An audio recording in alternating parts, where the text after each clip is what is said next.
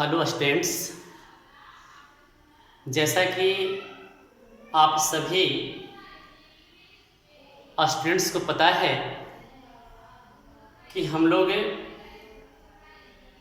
अभी वैश्विक महामारी कोरोना से त्रस्त हैं।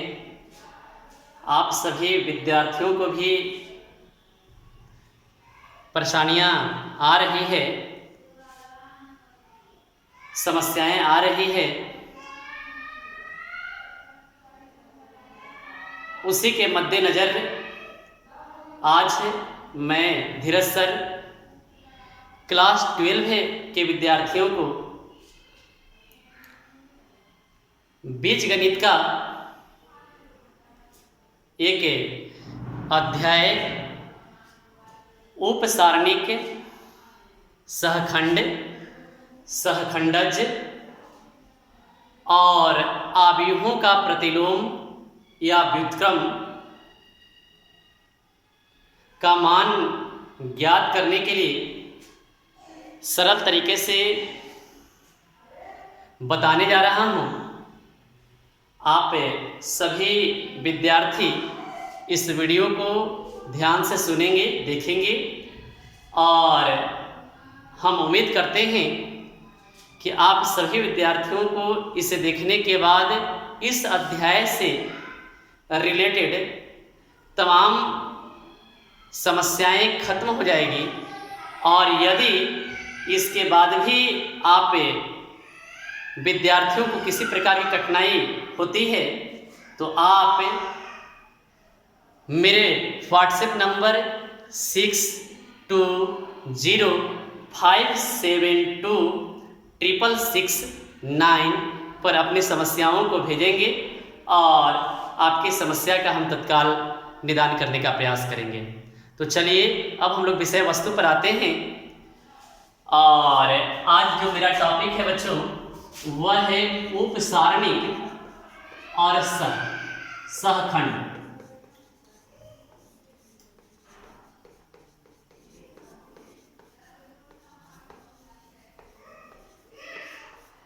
उपसारणिक और सहखंड। सबसे पहले जानेंगे कि उपसारणिक क्या है। उपसारणिक किसी भी अवयव का, किसी भी सदस्य का उपसारणिक भी एक सारणिक ही होता है जो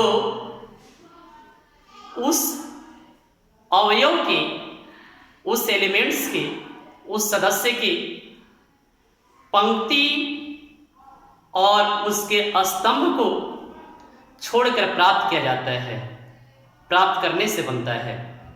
जैसे फॉर एग्जाम्पल बच्चे ध्यान देंगे,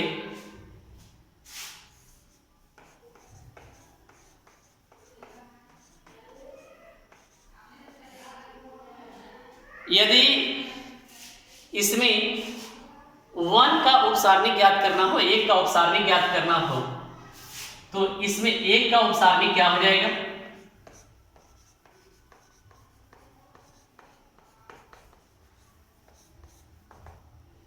एक जिस पंक्ति में आता है उस पंक्ति को छोड़ देंगे, अर्थात ये पंक्ति हट जाएगी और इस स्तंभ को भी छोड़ देंगे। इस तरह से आप ढक लें इसको, तो जो सारणी अब दिख रही है इसी को 1 का उपसारणिक कहा जाएगा। अर्थात 1 का उपसारणिक हो जाएगा बच्चों 3 4 7 3। इसी तरह यदि 0 का उपसारणिक ज्ञात करना हो तो 0 का उपसारणिक हो जाएगा 0 जिस पंक्ति में आता है उस पंक्ति को ढक देंगे और जिस स्तंभ में आता है उसको ढक देंगे, तो आप पाएंगे कि 2 3 7 3 यही सारणी के अवयव रह जाते हैं। यही 0 का उपसारणिक होगा 2 3 7 3। तो हम उम्मीद करते हैं कि उपसारणिक आप लोगों को समझ में आ गया होगा बच्चों। और इसके बाद जो नेक्स्ट टॉपिक है हम लोगों का वह है सहखंड। सहखंड क्या है? जब उपसारणिक में उपसारणिक के साथ हम लोग उपयुक्त चिन्ह का व्यवहार करते हैं, उपयुक्त चिन्ह का प्रयोग करते हैं। जब उपसारणिक के साथ उपयुक्त चिन्ह लगाते हैं तो उसे सहखंड कहा जाता है। उपयुक्त चिन्ह कैसे प्राप्त करते हैं इसके बारे में हम लोग ध्यान देंगे। तो इसके लिए हम लोग चिन्ह कैसे लगाते हैं इसके लिए आप ध्यान देंगे। यदि हम लोग को एक का सहखंड ज्ञात करना है, एक का सहखंड ज्ञात करना है, तो हम लोग इसके लिए क्या करेंगे? -1 आधार के रूप में रहता है और यह जिस पंक्ति में और जिस स्तंभ में है उनको हम लोग इसके घात के रूप में जोड़ देते हैं। जैसे यह 1 जो है पहली पंक्ति में पड़ रहा है और इसका स्तंभ भी पहला ही है, यानी कि होता है i प्लस जे और इसका उपसारणिक है। तो उपसारणिक हम लोग जानते हैं 3 4 7 3 है इसका। i -1 के पावर 1 के लिए i जो है 1 जो है पहली पंक्ति में अवस्थित है इसलिए i हो जाएगा 1। पहले स्तंभ में भी स्थित है इसलिए j का मान भी हो जाएगा 1। 3 4 इसका जैसे हम लोग सारणी का मान निकालने के लिए पहले जान चुके हैं, सारणी का मान ज्ञात करने के लिए हम लोगों ने पहले पढ़ा है, तो हम लोग उसी तरह से ज्ञात कर लेंगे। 3 में 3 से मल्टीप्लाई करेंगे तो 9 -4 में 7 से मल्टीप्लाई करेंगे तो 28, यानी कि इसका मान आ जाएगा 9 में से 28 सब्ट्रैक्ट होगा तो आएगा -90 -1 का स्क्वायर। जब माइनस का स्क्वायर जब सम संख्या हो तो उसका मान धनात्मक होता है, 1 होता है, और जब माइनस से का स्क्वायर जब ऑड नंबर हो, विषम संख्या हो, तो उसका मान माइनस में ही होता है। तो यहाँ पर हम लोग देख रहे हैं कि -1 का पावर 1 के पावर 2 है, इसका मान धनात्मक होगा यानी कि 1 आएगा और 1 में -19 से मल्टीप्लाई करेंगे तो आएगा -19 आएगा, -19 आएगा। तो हम लोगों ने सहखंड कैसे ज्ञात किया ये आप लोगों ने देखा, अर्थात इस तरह से हम लोग सहखंड का मान निकालेंगे और ऐसे उपसारणी का मान निकालेंगे। आज जो हमारा जो मुख्य टॉपिक है वह है सहखंडज और आव्यूहों का व्युत्क्रम का मान ज्ञात करना, आव्यूहों का प्रतिलोम ज्ञात करना। और उसके लिए सबसे पहले सहखंडज जानना जरूरी है। आप लोगों के मन में एक प्रश्न उठ रहा होगा कि इसके पूर्व में ही हमने एक अध्याय पढ़ा था जिसमें आव्यूहों के व्युत्क्रम का मान हम लोगों ने निकाला था। तो स्टूडेंट्स इस बात पर ध्यान देना होगा आप लोगों को एग्जामिनेशन के टाइम में कि आव्यूह के व्युत्क्रम को हम लोग 2 तरीके से निकालते हैं। पहला है प्रारंभिक संक्रियाओं के प्रयोग के द्वारा, जो हमने पूर्व में पढ़ा है। प्रारंभिक संक्रियाओं के प्रयोग के द्वारा आव्यूहों के व्युत्क्रम का मान निकालने के लिए जाना है हमने, लेकिन यहाँ पर हम लोग सहखंडज के प्रयोग के द्वारा आव्यूह का व्युत्क्रम निकालेंगे। और इसीलिए आप लोग को पहले प्रश्न को ध्यान से पढ़ना है, किस तरह से आव्यूह के व्युत्क्रम का मान निकालना है, प्रश्न क्या कह रहा है, और अच्छी तरह से समझते हुए जैसा प्रश्न होगा उसके अनुसार हम लोग काम करें। कई बार बच्चे इस तरह गलती कर देते हैं कि जल्दबाजी में और अत्यधिक खुशी में गलती कर बैठते हैं, सवाल पर ध्यान नहीं देते हैं। प्रारंभिक संक्रियाओं से अवयव का व्युत्क्रम निकालना है तो सहखंडज से निकाल दिए, सहखंडज के प्रयोग द्वारा निकाल दिए। और जब सहखंडज के प्रयोग के द्वारा अगर अवयव का व्युत्क्रम निकालना है तो प्रारंभिक संख्याओं के प्रयोग के द्वारा निकाल दें। तो इस पर ध्यान देना है। अब हम लोग सहखंडज क्या है इसके बारे में जानेंगे। तो सहखंडज जिसको हम लोग एडज्वाइंट कहते हैं, तो सहखंडज सहखंडों के अवयव के परिवर्त को, अवयवों के परिवर्त के बारे में आप लोगों ने पढ़ा है पिछले अध्याय में। सारणी के पहले वाले चैप्टर में आप लोगों ने अवयवों के परिवर्त के बारे में पढ़ा है। तो सहखंडों के अवयव के परिवर्त को हम लोग सहखंडज कहते हैं।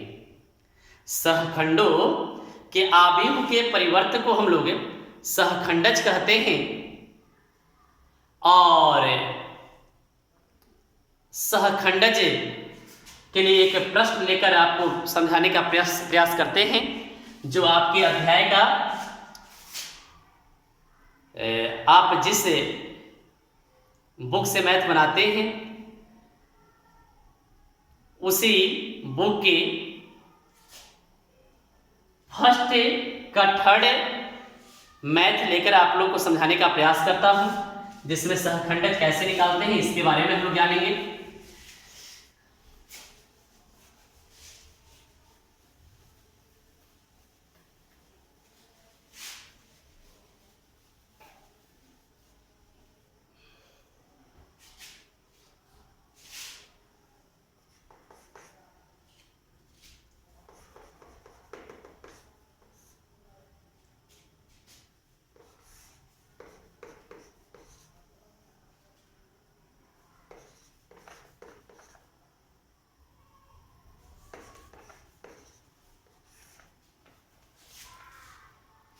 यह आपके बुक के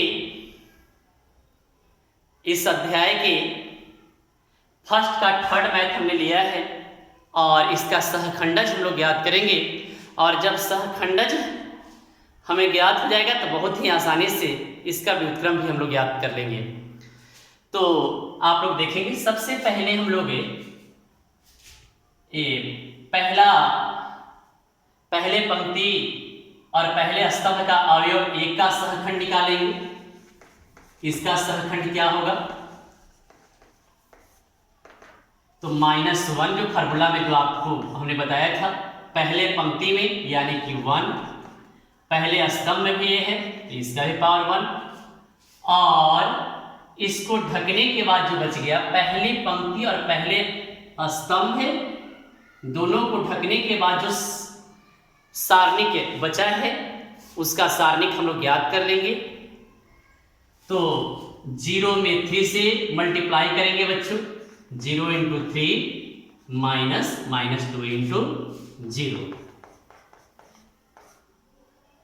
-1 के पावर में 1 और 1 2 आ गया। 0 में 3 से मल्टीप्लाई करेंगे 0, -2 में 0 से मल्टीप्लाई करेंगे तो 0, यानी कि -1 का स्क्वायर 1 हो गया, 1 × 0 यानी कि 0। अर्थात 1 का सहखंड हम लोगों को 0 प्राप्त हुआ। इसी तरह से सभी अवयवों का सहखंड ज्ञात कर लेंगे। -1 का सहखंड क्या होगा?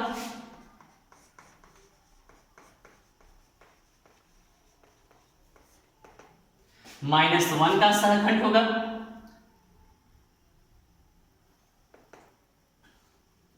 -1 के पावर में, चूंकि यह इसकी पंक्ति पहली है तो 1 और ये दूसरे स्तंभ में पड़ता है, यानी कि अब यहां पर 2 लिखा जाएगा इनटू, अब इसका भी स्तंभ और इसकी पंक्ति को ढक देंगे तो आपको, और इसको ऐसे ढकेंगे, इसको भी ऐसे ढकेंगे तो बच जाएगा 3 - 2 1 3। तो 3 में 3 से मल्टीप्लाई करेंगे तो 9, -2 में 1 से मल्टीप्लाई होगा तो -2, -1 के पावर में 3 आ गया, माइनस और माइनस से प्लस, 9 और 2 11, -1 के पावर में ऑड नंबर आ गया तो हम जानते हैं क्या करेंगे, इसका वैल्यू माइनस में हो गया यानी कि -11। इसी तरह से अब 2 का सहखंड ज्ञात करेंगे।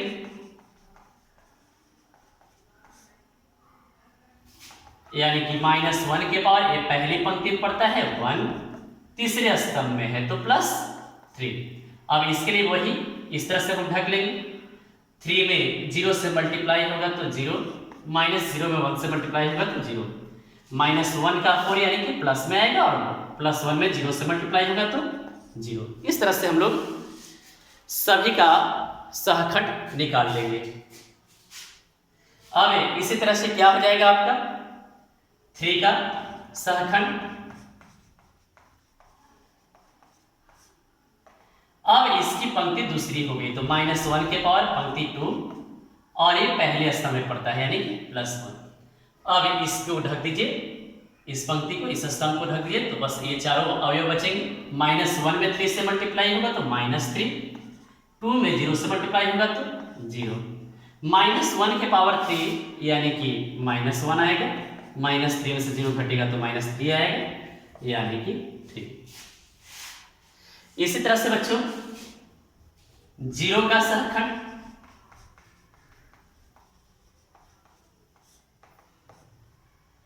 ए दूसरी पंक्ति और दूसरे स्तंभ में है 2 + 2, उसी तरह से ढक देंगे इसके स्तंभ को और इसके पंक्ति को ढक देंगे। ये चारों अवयव बचेंगे। 1 में 3 से मल्टीप्लाई होगा 3, 2 में 1 से मल्टीप्लाई होगा 2, -1 के पावर में 4 यानी कि +1 और 3 में से 2 जाएगा तो 1, 1 में 1 से मल्टीप्लाई होगा तो 1। अब -2 का सहखंड ज्ञात कर लेंगे। ए दूसरी पंक्ति में और तीसरे स्तंभ में तो 2 + 3, वो यहां भी वही करेंगे, इसके स्तंभ और इसके पंक्ति को ढक देंगे यानी कि चारों अवयव बचेंगे। 1 में 0 से मल्टीप्लाई होगा 0, -1 में 1 से मल्टीप्लाई होगा तो -1, -1 के पावर में आ जाएगा आपका 5 यानी कि माइनस वैल्यू आएगा इसका, और माइनस +1 अर्थात -1 आ गया। इस तरह से हम लोग प्रत्येक अवयव का सहखंड ज्ञात कर लेंगे। अब आपका 1 का सहखंड क्या आ जाएगा, 1 का सहखंड क्या आ जाएगा, 1 का सहखंड हो जाएगा, अब ये तीसरी पंक्ति में है यानी कि 3, पहले स्तंभ में है यानी कि 1 और यहां भी वही ये ढक लेंगे इस तरह से। -1 में -2 से मल्टीप्लाई होगा तो +2 और 2 में 0 से मल्टीप्लाई होगा तो 0 यानी कि -1 के पावर में 4 यानी +1 और यहां पर 1 × 2 यानी कि 2।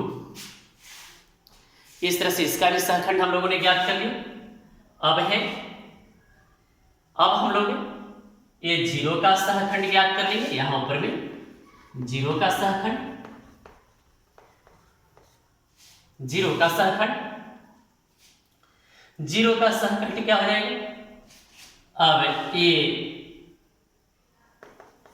तीसरी पंक्ति में है 3 और दूसरे स्तंभ में है तो 2 और इसके लिए भी वही ऐसे ढक लेंगे इसके स्तंभ को, इसके पंक्ति को, यानी कि ये चारों में बच रहे हैं। 1 में -2 से मल्टीप्लाई करेंगे तो -2, -2 में 3 से मल्टीप्लाई करेंगे तो 6, -1 के पावर में 5 आ गया यानी कि माइनस में, और -1 × -8 यानी कि +8। 0 का सहखंड, एक और अवयव रह गया है 3 का सहखंड क्या हो जाएगा, तो यह तीसरी पंक्ति में है और तीसरे स्तंभ में भी है। अब इसकी पंक्ति और इसके स्तंभ को ढक लिए। 1 में 0 से मल्टीप्लाई करेंगे तो 0, -1 में 3 से मल्टीप्लाई करेंगे तो -3, -1 के पावर 6 यानी कि +1 और +3 यानी कि 3। सभी अवयवों का सहखंड हम लोगों ने ज्ञात कर लिया। अब है सहखंडों का आव्यूह हम लोग बना लेंगे। तो सहखंडों का आव्यूह क्या हो जाएगा, आप लोग देखेंगे यहां ऊपर में बना रहे हैं सहखंडों का आव्यूह। सहखंडों का अवयव क्या हो जाएगा। जैसे जैसे हम लोगों ने सहखंड का मान निकाला था वैसे ही इसका अवयव बनाएंगे। सबसे पहले इसका यानी कि 0 के बाद पहली पंक्ति में जो -1 का सहखंड आया होगा यानी कि -11। उसके बाद पहली पंक्ति में ही तीसरा स्तंभ हो जाएगा जो 2 का सहखंड आया होगा यानी कि 0। उसके बाद दूसरी पंक्ति में 3 का सहखंड 3 लाइन सब इस तरह से देना है 3 1 -1 उसके बाद यहाँ 2 8 और 3 सहखंड का अवयव हम लोगों ने ज्ञात कर लिया। सहखंड का अवयव हम लोगों ने ज्ञात कर लिया। अब इसके बाद हम लोग अवयव का परिवर्त निकालेंगे जो आपको भली भांति ध्यान में होगा क्योंकि हाल ही में हम लोगों ने इसके बारे में पढ़ा है। अवयव के परिवर्त निकालने के लिए हम लोग क्या करते थे कि जो पंक्तियां होती थी वो स्तंभ हो जाते थे, जो स्तंभ थे वो पंक्तियां हो जाते हैं। उस तरह से लोग परिवर्तित करते हैं इसके रूप को। तो अब आप लोग देखेंगे आगे।